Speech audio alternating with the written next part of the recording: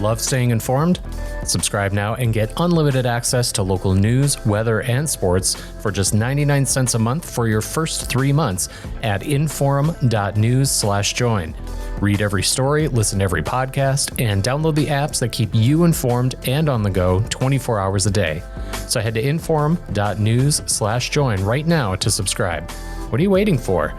Get 3 months of local news for just 99 cents a month at inforum.news/join.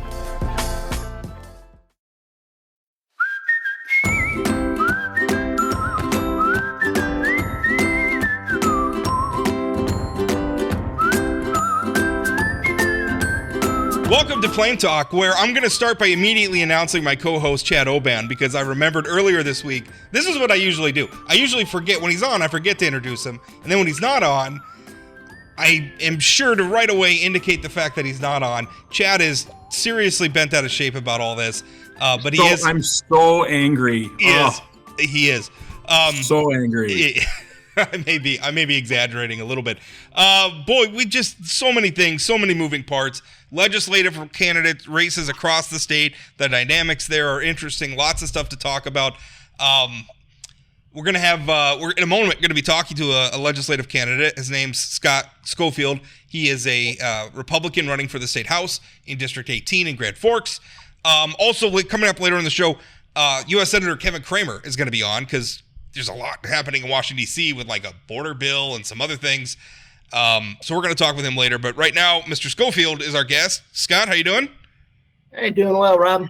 Thanks for having me on the program. Thanks, Chad, as well. Thanks for coming on. Now, the reason you caught my eye is you mentioned in your campaign release that was quoted in the Grand Forks Herald something that I have been very passionate about. We've been talking about a ton on this podcast. I've been writing about a lot, which is the preoccupation that many of our lawmakers in Bismarck have with social issues and culture war issues. This is your statement. I said, I'm quoting, many of our elected leaders are more focused on fighting culture wars than in working together to address the problems facing our state. This has gotten in the way of good governance and is driving our communities apart. Instead of just complaining, I'm prepared to take actions. I have a strong track record of leading with integrity, serving my country and the people I led, and building highly effective teams that solved some of our nation's toughest military challenges. Now, you're a veteran, so that stands up some of those things you're saying. I got to tell you though, that's a brave way to start a campaign as a Republican in North Dakota right now. There's a lot of Republican voters that don't want to hear that. There are. I also think there are a lot of Republican voters that do want to hear it, though. So tell me about that. Why did you choose to lead with that? Yeah, so quite frankly, that's a lot of what drove me into the race. And the reason I say that, and as you mentioned, Rob, I'm a veteran, served in the Air Force for 20 years. So service is just part of my DNA. It's what I've been raised to do my entire professional career. And so when I retired from the Air Force last year, and my family and I chose to settle in Grand Forks, which is our adopted city in our adopted state of North Dakota, I started looking for opportunities to serve and continue to give back to the community in the state that I love so much. And as I started looking around for different opportunities, I kind of honed in on the legislature. And the reason I say that is I think we have a tremendous amount of great things, positive things going for us in North Dakota.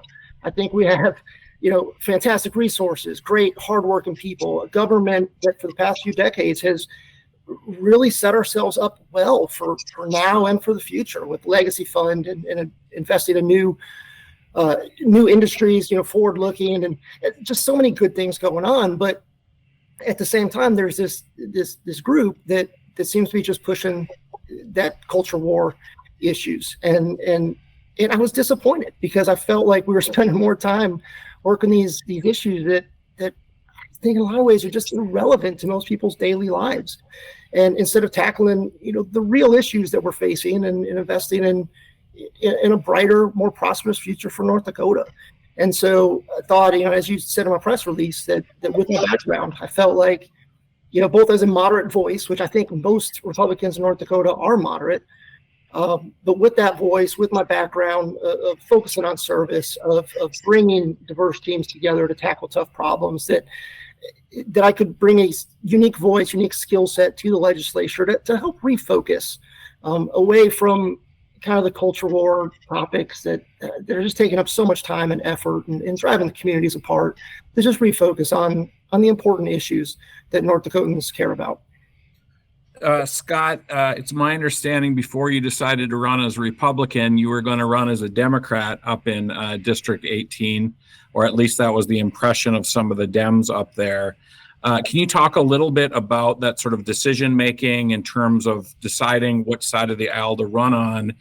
And, based on the issues that you just talked about, the culture warriors, that kind of stuff, you're running against a guy who is not engaged in that kind of stuff. So why this race? Why this party? That's State Representative Corey Mock, Democrat. Corey he's Mock. The only right. He's that's a split district. So you have in the House, you have Representative Steve Vetter, who's a Republican, and then Representative Corey Mock, who's a Democrat. Sorry, I just wanted to make that clear. And I would suggest that Representative Vetter and Senator Meyer have been more likely to engage in some of the culture warrior stuff than certainly Representative Mock. So can you talk me through, if your goal is to moderate things, why this path, why joining this caucus rather than running as a Democrat? No, that's a great question, Chad. And what I'll say, back it up a little bit, while I was in uniform, intentionally stayed away from politics. Right. Very limited in what I could do. And so when I started looking at the legislature and figuring out how could I run and make the most impact as a moderate, to be honest, there were parts of the platform I agree with the Republicans. There were parts I agree with the Democrats. And so I was kind of exploring that avenue at first, but as I just continue to dig into it and reflect on, my beliefs and where I thought I could do the most good, I felt like I fell more into the Republican camp than the Democrat camp. And so that's the avenue I chose to go down. And can I just a quick follow-up? So how will you go about, trying to influence the Republican caucuses from the inside? Because, even observing it from the outside, you can see that often the loudest voices are those sort of culture warrior, and I saw you had a letter to the editor talking about Rios and Pritchard, some of these folks that Rob often writes about. But so you're going to potentially be in a caucus with those guys. How do you influence that, sort of tamper down sort of some of their loudness and because often when I think about North Dakota Republican House members, sort of those are the guys I think about because they're most often in the press. How would you moderate that caucus? No, that's a great question, Chad. So what I'll say, going back to my military background, led very high level organizations through the years with very diverse groups, and for myself, I came up more on the support side of the house. I was not a pilot or operator like that. But as a support guy and a leader on the support side of the house, you have to deal with difficult people and folks with different perspectives, different agendas, different goals, and try to find a way to make the team work. And so I think that's something I've excelled at through the years is trying to, first of all, try to tone down, the emotions in the conversations and really get into the debates. Try to understand what is the other side really trying to accomplish, because they may communicate it in a certain way, but what's the underlying thing that they're trying to get at, that they're trying to achieve? And I think what you find is more often than not, there's more commonality there than differences. And then you can kind of focus on the things you do have in common and try to push those forward and achieve the goals. And, by taking some of maybe the more extreme parts out and taking some of the emotion out of it and really just focus on the issues. I want to pause for a moment and talk about just how unusual it is for someone to, especially a candidate for elected office, to come out and just openly talk about their journey to ideology or partisan affiliation, whatever you want to say it, and talk about it as like a thoughtful thing and leave open the possibility that, I considered the other side. I thought about it. Mm-hmm. To me, I think that's a great thing. I think that these are very complex things, and people settle where they settle for a lot of reasons, some of them personal.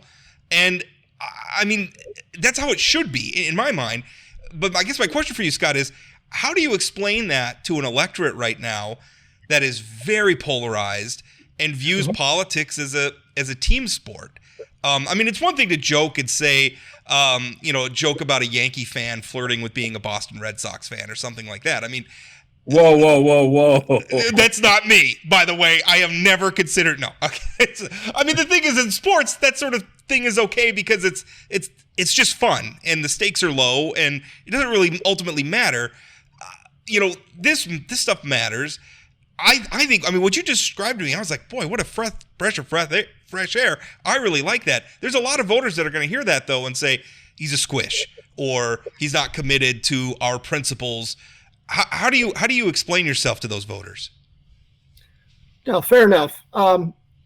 So when I looked at running, initially was planning to run as Republican, quite frankly. And so my first stop was to open up the North Dakota GOP platform. And when I read through the platform, the vast majority of it I agreed with. It aligned with my values, my political views. The part that really chapped me, though, is there's an entire paragraph in there that in my opinion, discriminates against the LGBTQ community. And I'll tell you, I'm not a member of that community, but I have friends and colleagues and neighbors that are.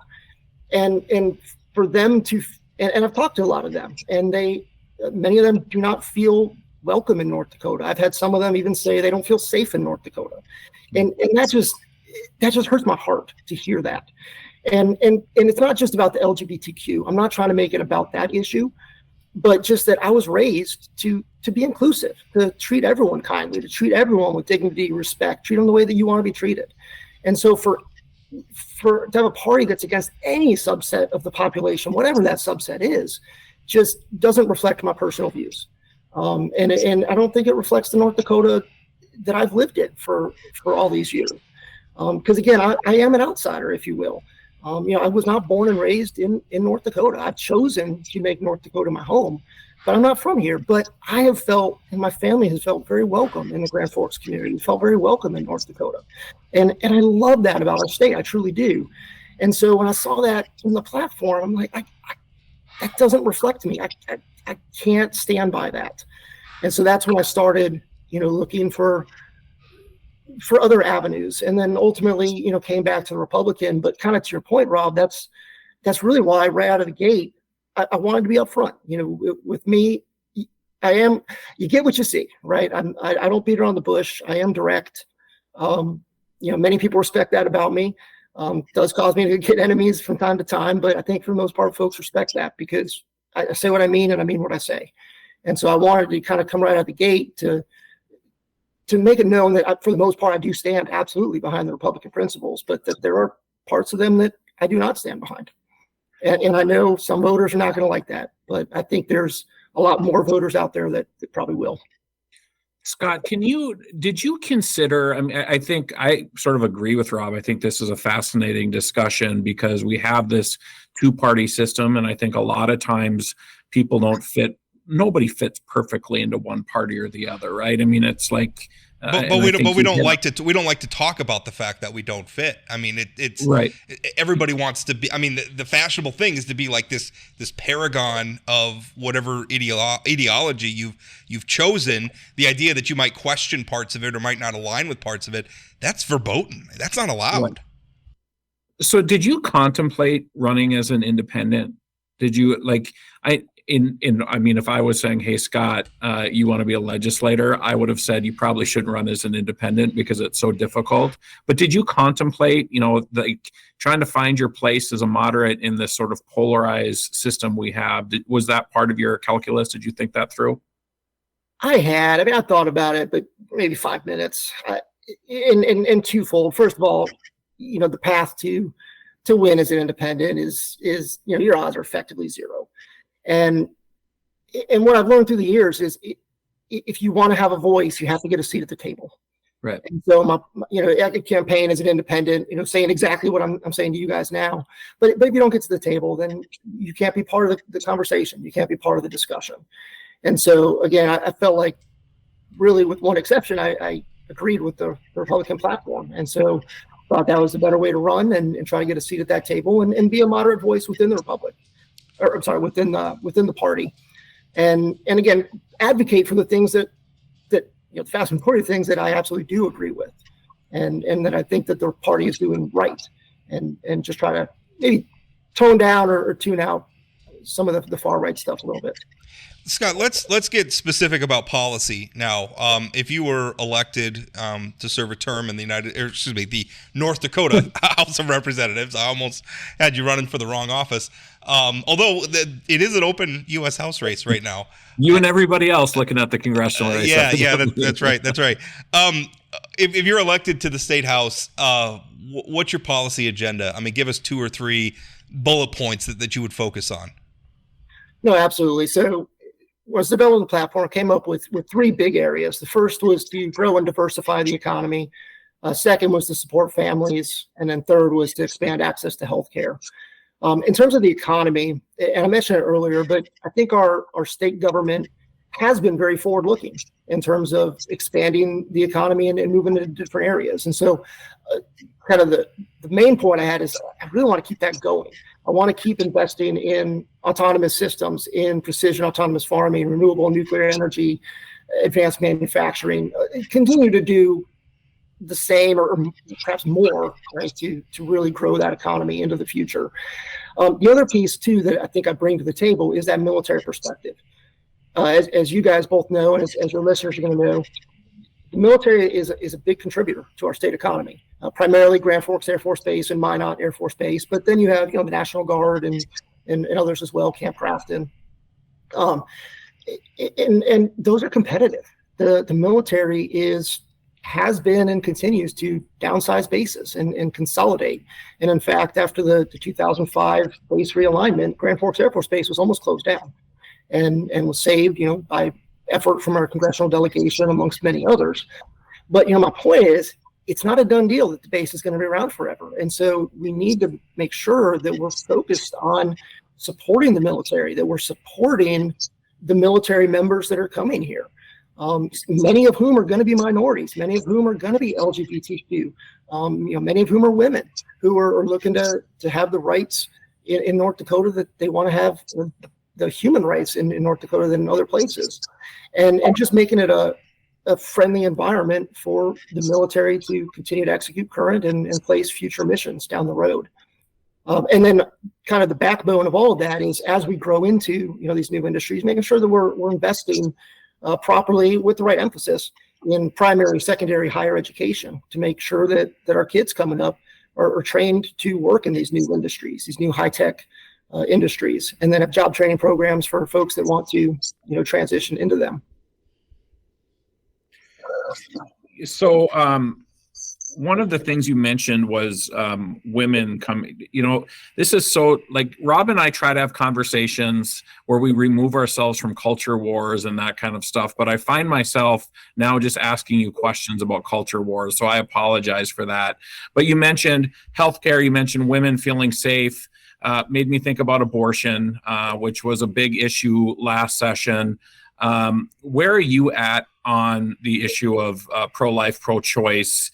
I sort of feel like at some point the legislature should stop talking about this because all has been done that can be done. But where are you at on abortion? I'm pro-choice, and a lot of what I come at to when you look at the Republican platform, it talks about individual liberties, and so whether you agree with it or not, and I'm not saying everyone should be pro-choice, but I think people should have the choice as part of their individual liberties to make choices over their own body. But beyond, kind of the moral, ethical conversation regarding abortion, there's what I would throw out there is there's a business case for it.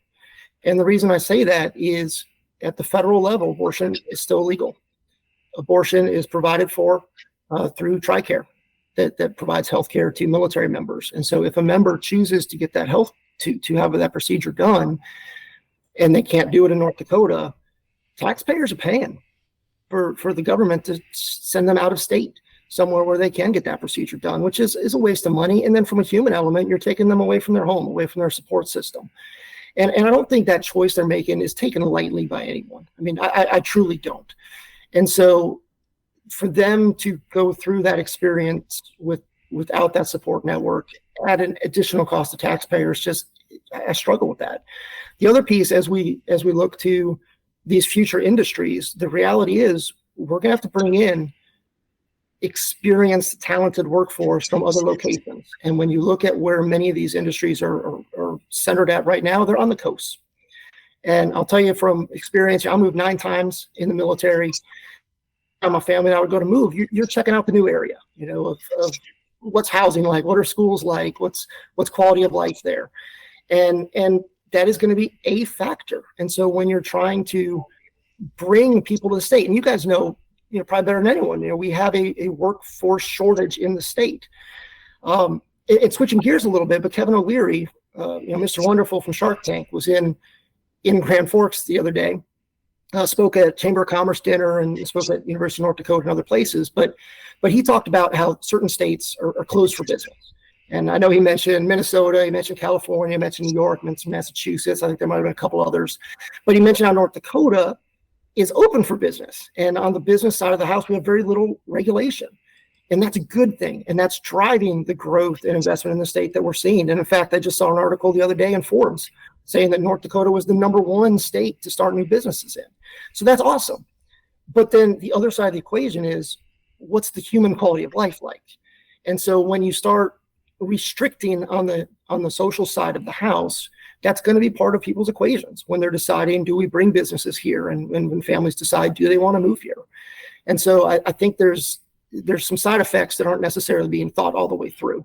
Again, regardless of which side of the issue you fall on, I'm not trying to convince anyone to change their opinion, but just saying that there's some unintended side effects that I think could get in the way of future military missions here, as well as future businesses coming here. I worry about that a lot. A lot of my opposition to, quote unquote culture war issues is grounded in the fact that I think there's a lot of people who want to make certain types of people feel unwelcome in North Dakota. And that is so opposite of how I feel. I want everybody to feel welcome in North Dakota. I think the world needs more North Dakotans, frankly. Absolutely. Absolutely. Maybe that's a funny way to put it, but I love this state so much, and the idea that anyone would be made to feel unwelcome, you said it hurts your heart. It hurts my heart. Let me ask you, just drilling down, because abortion is a very important issue to a lot of voters. So, and I don't think sometimes when you say pro-choice, pro-life, I don't know that encapsulates things very well, because it makes it seem like you're either 100% against abortion or you're 100% for it.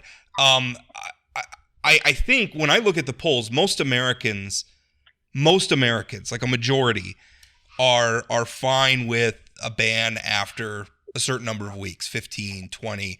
When you say that you're pro-choice, would you support like a ban after a certain number of weeks? Is that the sort of thing? I guess what I'm asking you to do is drill down a little bit of where you are on that. Yeah, no, you're absolutely right, Rob. It's not a one or the other, right? It's not binary. But yes, I would want to do some more research and get more informed on exactly the cutoff. But notionally speaking, yes, I would be agreeable to a ban after a certain point. It's just that with the current laws that we have in the state, it's effectively an abortion ban. I know there's some caveats and exceptions, but sure, for the most part, it's just an outright ban, which I think is fairly draconian in one direction. But I think there probably is a middle ground somewhere that could still give people rights and still have them the ability to have control over their body, control over their lives, but at the same time, not having late term abortions, right as you're about to give birth. Chad, if you don't mind if I jump in front of you, we've spent a lot of time talking about all the ways in which you're an apostate from Republican doctrine. Let's talk about what are some of the things that make you a Republican? What are some of the things when you looked at that platform, what did you like, or what sort of policies would you support that you said, I'm a Republican, this is who I am? Yeah, a lot of it really just comes down to, the fiscal conservative. I don't like spending a lot of money on social programs. I like being conservative when it comes to the fiscal. I'm very conservative, and patriotic when it comes to the military. So, really, when you try to show on the platform, I'm there. It's really that one paragraph that just jumped out at me as being, I think, just kind of unnecessary. But I agree with the rest of the platform. Scott, I think your answer on abortion might have been one of the more thoughtful answers I've ever heard to that question on the right or the left. So kudos to you for thinking a little bit deeper about these things. As we're sort of getting close to wrap up, what's the process look like moving forward? When's your convention? Do you expect that there'll be a primary challenge?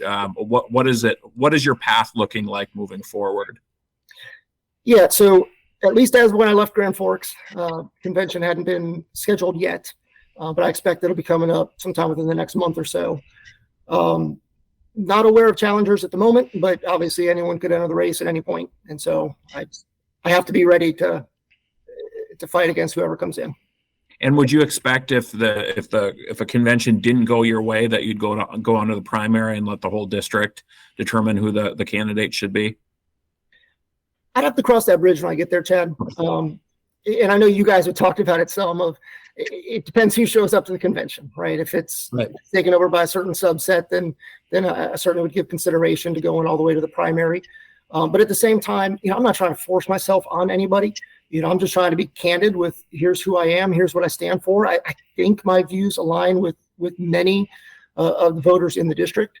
And so if the convention is representative, or I believe it to be representative of the district, and the support's not there, then certainly have to rethink of do I continue going or do I drop out and support whoever else is going forward. Well, I think you're right. I mean, District 18 it's a purple district. It's one of the few mixed districts in our state. Frankly, one of the few parts of our state where a Democrat even can get elected. So it's really interesting. And you use the word candid. I really appreciate that. We asked you some questions that I think make we ask these questions of a lot of candidates. Most of the time it makes them uncomfortable. Most of the time they give us answers that I would say are not direct, are not candid.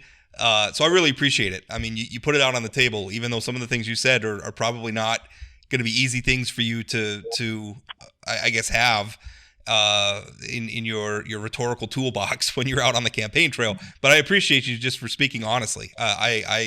I found that very refreshing. Yeah, I agree 100%, Scott. Appreciate the answers. And we joked earlier about running for Congress, but there is an open congressional seat. We could use a little more honesty in Washington. Scott's smiling and shaking. This is an audio media. Scott's smiling and shaking his head. Grand Forks is my adopted home, and I would like to have the opportunity to represent Grand Forks in the state legislature. So that's the race I'm focused on. I'm flattered, Chad, but people don't know that. That is one of the things that give a lot of people pause who think about running for Congress. They always say, but then I'd have to spend a whole bunch of time away from North Dakota and Washington, D.C. A lot of people seriously don't like that. Scott? When I was in the Air Force, I worked very hard to avoid D.C., so going back there now is not too appealing to me. Doesn't sound too good. Yeah, Scott, not at all. But thanks for your time. Appreciate it. All right. Thanks, Scott.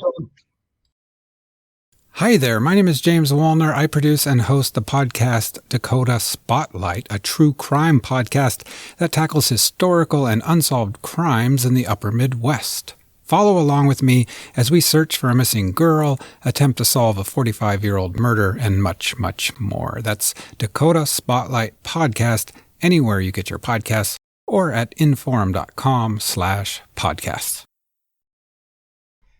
Okay, just finished up our interview with Scott Schofield, who is a candidate for the State House in Grand Forks. But now we're going to shift and talk to our Senator, Kevin Cramer, who's up for re-election this year. And Kevin, one of the things I wanted to talk about you first was this border deal border deal / funding for Ukraine, funding for Israel, the two issues put together, which sometimes I think, we put issues together and we say, we treat that as a cynical thing. Sometimes I think it's good compromise. I mean, I always think of what we do with the Farm Bill. I mean, there's a lot of people in Congress who are not from rural areas who do not understand the value or appreciate the value or frankly care maybe all that much about the value of the Farm Bill. And we have to buy their votes by putting other things in that bill.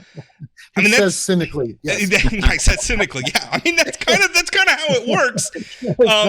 And maybe it is cynical. I don't know. But I mean, if it gets the job done, maybe that's what it is. The thing that frustrates me about the fight over this border bill right now is we don't have a bill, which is a point that you've made repeatedly, but yet we have a lot of people cementing themselves into positions on a bill that they haven't seen yet. And it frustrates me all the more so because a lot of people, mostly on the right, although even President Biden's administration has admitted there's a crisis at the border. Right. If it's a crisis, how can you be trying to kill a bill before it's even available to read? Yeah. So you raise a lot of points on one issue that demonstrates the sausage making of Washington and the design of our complicated system on purpose by our founders, who, I always say, George Washington refused to be the king. So we have, instead of a king, we have a president elected by people through an electoral college, and the whole thing, the whole constitutional thing. And so your first point about, while some people are cynical about bunching things together, it is the art of the deal. I mean, there are 535 members of this board of directors, and I might just add, I don't think this is exactly an inside secret. The reason border security got attached to the president's national defense supplemental bill was because Republicans, understandably and rightfully, are concerned about our own border and believe that should be as high, if not a higher priority, than Ukraine's border. Now, it's not hard for me to differentiate between all of them. They're all important, Rob.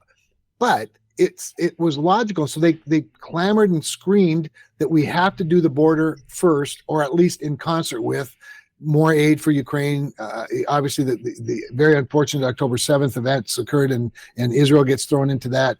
But most of the money on the military side is actually to replenish our own munitions and weapon systems that have been distributed through some of these other conflicts to our allies.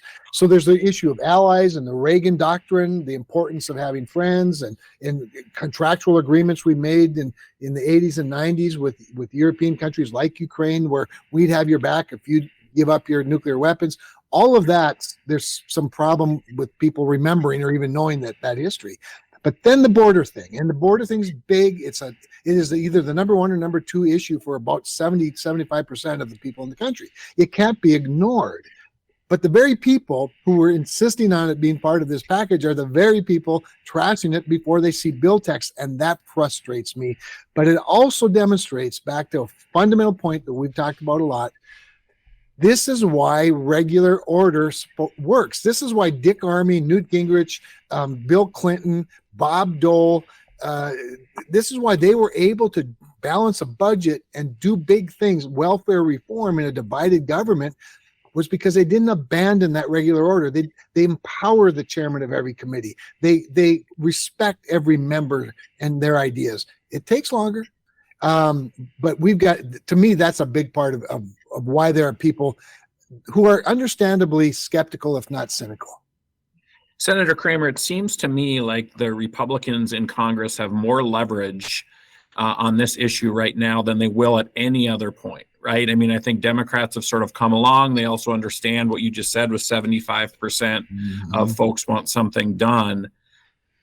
The former president has said he doesn't necessarily want this to get done. I think you've expressed some frustrations with that point of view. But why would Republicans not? It seems like Republicans are going to get more than they could ever imagine from Democrats on border security through this bill. Why are people not jumping up and down and claiming victory here? I don't understand that.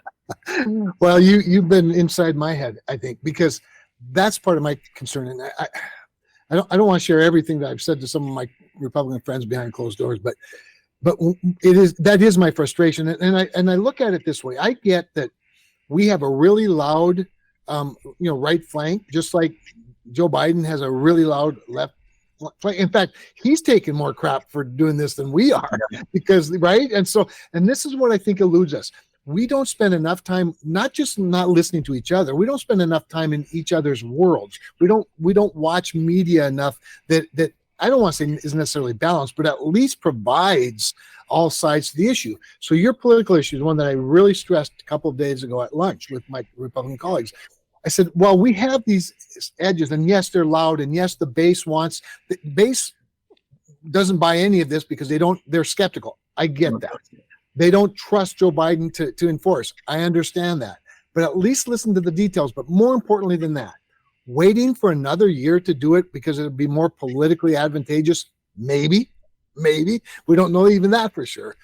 We lose all the leverage we have today that we'll never have, even if we have all three institutions as a majority, because of the Ukraine aid that the Biden administration wants so badly. That's why these things get put together, to create leverage. And in a divided government, you oftentimes have more leverage than you do when you have everything, especially in the Senate with 60 votes. So that leads me to the next point, including the presidential election. Okay, listen, it's too late for Joe Biden to be redeemed at the border. He's already let 10 million people loose in this country.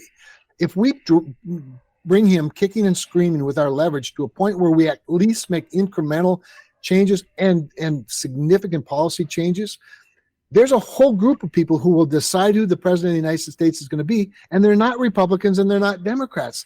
They're swing state voters and swing voters in swing states for whom the border is a very important issue, maybe their top issue, if not probably their second most important issue.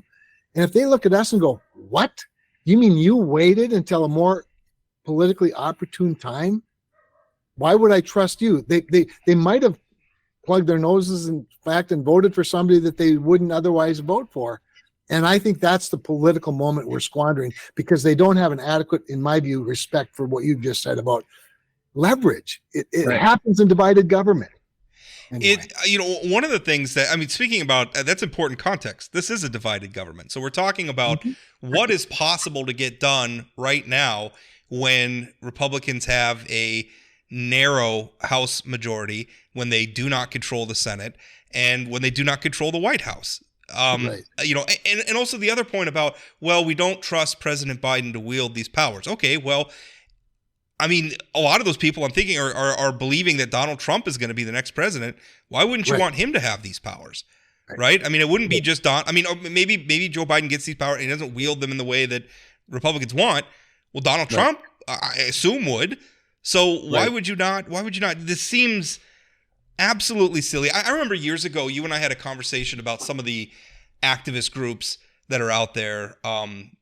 And there are those. I forget which ones we specifically were talking about, but you made the point that a lot of them exist just to fight. Like, they don't really want to solve problems.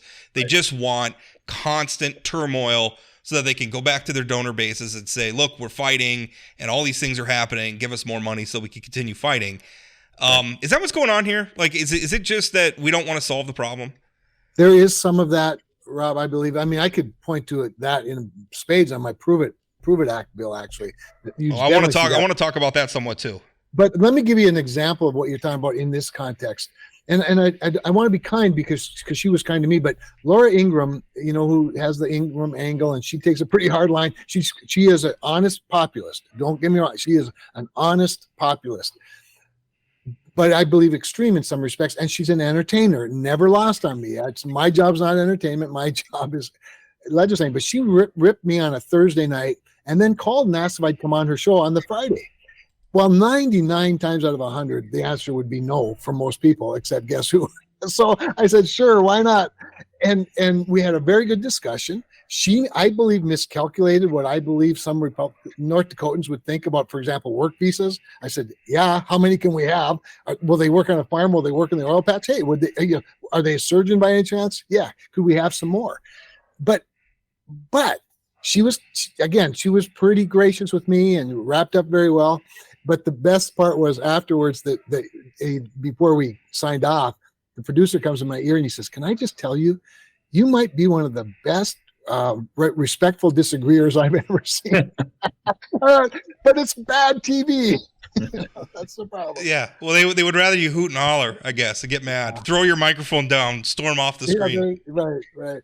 So another issue that I think is coming over to the Senate is the tax bill that passed the House with strong bipartisan support. I think there were only like 70 votes against it, if I'm remembering right. Yeah, 50 to 70. Yeah. And one of your colleagues, Chuck Grassley, has said we shouldn't pass this thing. It's good for Joe Biden, so therefore we shouldn't give tax cuts. Again, I'm confused by Republicans right now. We're not going to secure the border. We're not going to give tax cuts because it's an election year. What do you think is going to happen with that tax bill? Yeah. Is the Senate going to move on it? Well, a couple of things that'll happen. First of all, you're right. There's a huge, in fact, it was funny. The other night I was walking, back to my office, and I bumped into a Republican House member on his way to vote. And I said, "Hey, how are you going to vote on this tax bill?" And he says, "I don't know." He said, and it was that, it's that kind of a bill, you guys. It's the very thing we're talking about in a narrowly divided government where you really do, on the one hand, on the other hand, right? But it's compromise. That said, the Grassley comment, I didn't catch. I know he's skeptical of some things. Mike Crapo, who is the ranking Republican on the committee, the tax writing committee, finance and taxation. And by the way, starting with Ron Wyden, who's a very liberal Democrat, but he's a problem solver, liberal Democrat from Oregon, one of the nicest guys in the Senate. And then Jason Smith, who's a very conservative, again, one of the nicest people in the House, conservative chairman of the Ways and Means Committee. The very fact that the two of them came up with this and agreed to it kind of illustrates the whole point of how difficult this is. And so for our committee, I think on the Senate side, what you'll see is you will see us moving on it, but not quickly. There will almost undoubtedly be hearings. There will almost undoubtedly be attempts to amend it. And maybe that's appropriate. There's some concerns about the pay for it. There's concerns about the inflationary factor of it. But business, on the one hand, to your point, really likes a couple of those provisions, right? The research and development, tax credit, which they're just clamoring to have that continue. And it means a lot to a growing economy in an innovative country, an innovative world. But the accelerated depreciation piece is the really big one. That was a big part of the Tax Cuts and Jobs Act, allowing these companies to be able to expense their expenses on the very day or the very year that they make them. Those are big economic drivers. But then you come over to the other side, and there's the child tax credit, and indexing it and extending it, it's tough. I think we'll work with it. I think there'll be attempts, like I said, to fix it. It'll all be in the open, which is always refreshing. And then we'll see whether we can get to 60 or not. There are a lot of them, and starting with me, I start with the premise that anything that these two guys that I know well, and I love them both, could agree on is worthy of my consideration. Something's good's going on there. And then you just have to determine what you're willing to do for the other person if they'll do this for you, and sausage making. But it's kind of the hot topic. It's funny, we talk a lot about obviously the border thing, but once the House passes, that's the other thing, by the way. The House passed some, so in a bipartisan fashion. So anyway, it'll be interesting to watch, and I'd encourage people to watch it and to weigh in, by the way, into my office on how you feel about it. Well, one of the things that we just spent a few minutes now talking about a border deal, talking about a tax deal, and talking about really a lot of Republicans who seem to be struggling to take yes for an answer. Take a victory lap. Yeah, I mean, you're winning right now. I mean, and I don't even know that it helped. I mean, to me, that's something congressional Republicans could campaign on. I was just hearing that, like, not that many weeks ago, where you had, I think it was a lot of House people talking about, what are we going to campaign on? We haven't done anything. Spent, other than we finally elected a speaker. I guess when I hear all that, I think you're right. I think both Chad and I are sitting here agreeing with you. What I don't understand is how it seems like a lot of that intransigence in the Republican base, and as you noted, the left has that problem as well, but for Republicans specifically, comes from the Donald Trump movement. And so I don't know how we square like this desire for regular order, this desire to, work with Democrats when we can and take victories with them when we can, how we square that with supporting Donald Trump to be the president of the United States again. How do you bridge that gap? Yeah, I think the reason it's so easy to bridge for a lot of people is that when Donald Trump was president, we passed those tax policies, the Tax Cuts and Jobs Act, and lowered everybody's rates and grew the middle class and repatriated money that was American companies' money that was stranded overseas, and we enjoyed the economy that followed all of that. And then you had a border where he had all the tools to then that Joe Biden has today, and people go, wait a minute, he was able to to handle the border, and this guy's let 10 million people in illegally. What's the issue? And so you have these very specific examples of a successful president that graded on some people wrong and whatnot, but from the policy standpoint, those are the policies they want to go back to. And here we are in an election where you have the same two people running against each other, where they kind of get to size that stuff up. Rob, there's that, but there's the additional factor that I know you believe strongly in, and I think it's impossible to ignore, and that is Donald Trump is iconic to people because he expresses what so many people have felt for so long. But I more and more get people that tell me, I wish he would just, calm down here, or tone down this, but they still long for that economy that we had, that energy security that we had, the border that was secure, the pro police officer rather than the anti-police officer movements. It was just a better time, I think, for most people. And that's being reflected, I think, in a lot of polls today. Senator, we shifted a little bit to politics, so I'm going to keep going down that line. So we're going to have a interesting congressional race in North Dakota in the primary, and potentially an interesting governor's race in the primary. Yeah. Are you going to be endorsing in either of those races? Have you thought about endorsing in either of those races? Well, one of Cramer's convictions, it'll be a chapter in a book that will probably never get written, but it's great in my head, is I didn't seek a position of influence to be neutral, but I'm also not dumb. I'm also not dumb. Look, I think there's a chance I would. My political action committee, my leadership pack will be participating with a lot of these folks. In the talking about those two races in particular, my view of what's happening in the governor's race is that Kelly Armstrong, God love him, was ready to roll just in case this would happen, or either that or he's just really nimble. And he got off to a fast start and an impressive start, and I think it's going to be tough. He could lock out the crowd. Now, the lieutenant governor's decision is yet to be at least broadcast, if even made, but I got to believe that that's weighing a little bit as well on her decision. So that could be sort of boring, if to be honest. And who doesn't love a boring primary if you're an incumbent or if you're the only candidate? And then on the House side, I don't think that field is full yet. I just think there's room for one more in there. I'm not advocating it, don't get me wrong, but I just think there's a room in our party for another candidate into that race, and then you really do have an interesting race. The problem there, Chad, is don't get me wrong, I love Rick Becker and I love Tom Campbell, just so you know, and anybody else that's considering a race, and I love the institution of the House of Representatives, but I feel a little bit like I escaped when I got out of there. And it's hard. I'm starting to wonder why anybody wants the job, quite honestly. You have to have a true servant's heart and really want to, roll up your sleeves and stick out your chin. And if you really want to change, but it's a place that's got a lot of upside to go. So I might, but I haven't decided yet. Anyway. Any candidates you would like to see get into that House race? Yeah, that's a good question. I mean, I'm not any different than anybody else that you've talked to. I think of some of the people that are not up for re-election that are statewide, either office holders or at least personalities. Two of them that come to mind right away, of course, are Julie Fedorchak, and who took a serious look, as you know, at the governor's race. And she told me also earlier this week her mind's still open on the House race. So yeah, so there you go. And so she'd be formidable, to say the least. And then Brian Crossius is another one who would be formidable. They're the two that.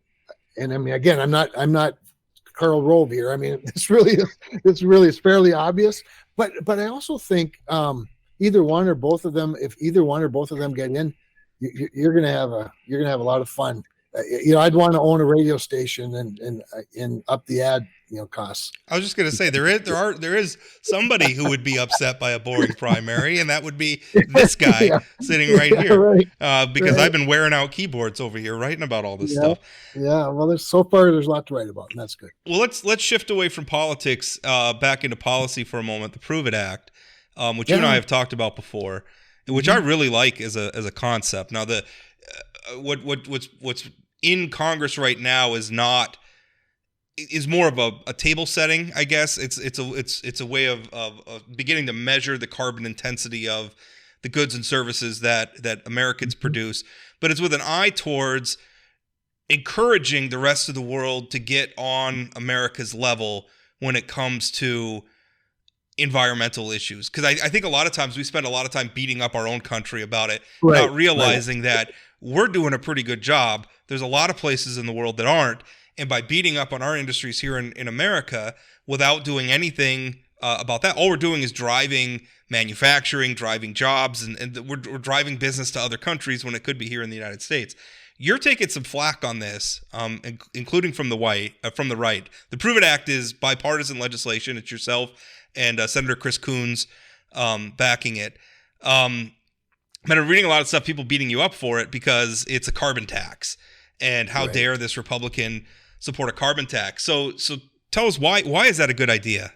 Yeah, so a couple things. First of all, the bill itself, the law itself, prohibits the carbon tax. Ironically, it's actually literally in our bill text in an amendment that I wrote, and every Democrat agreed to.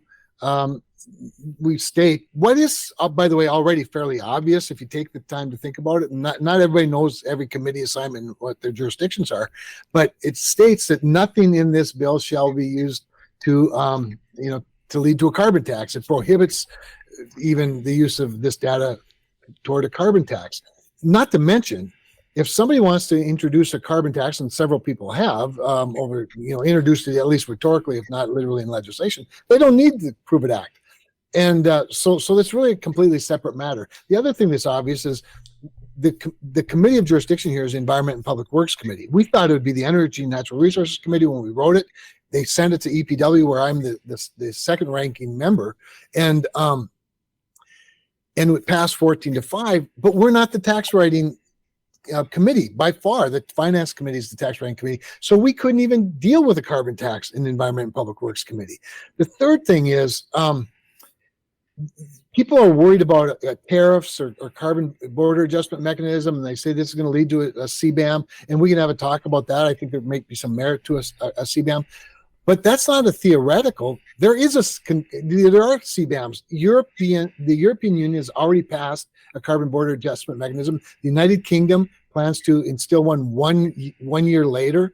And so what that means is setting China aside for a minute, which is the biggest polluter in the world, and are eating our lunch economically with cheap stuff made by polluting entities.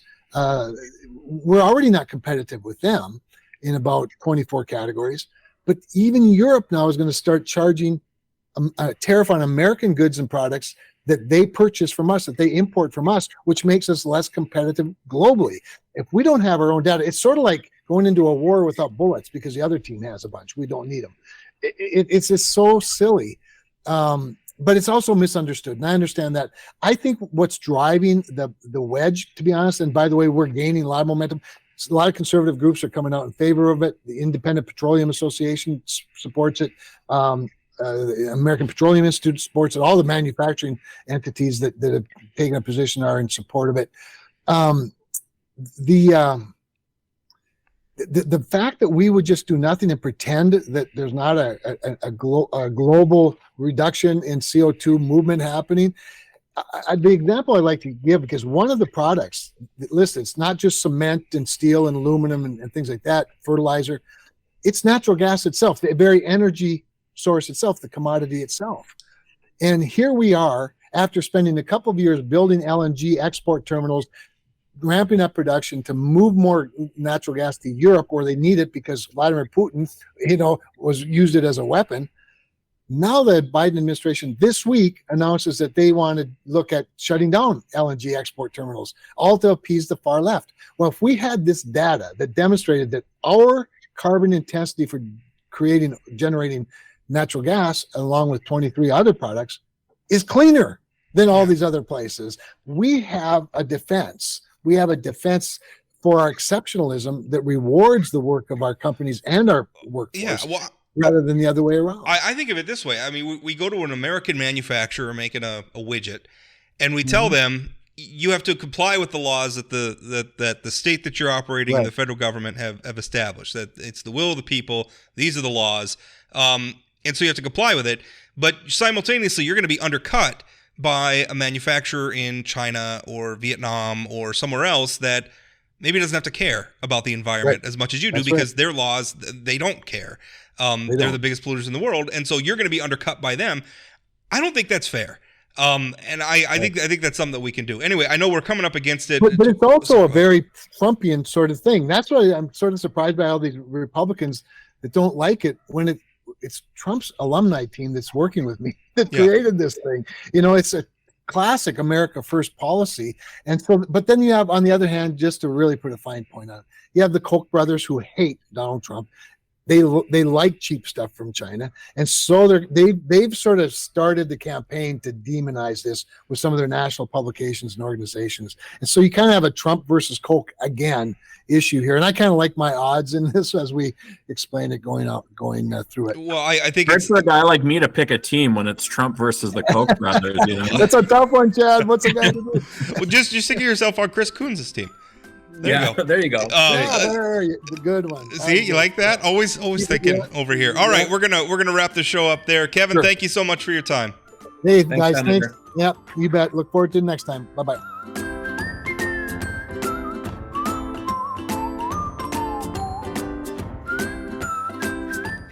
Did you know Forum Communications Company has a robust podcast library? At inforum.com/podcasts, we have everything from politics, sports, true crime, outdoor adventure, and more. Visit inforum.com/podcasts and explore them all today.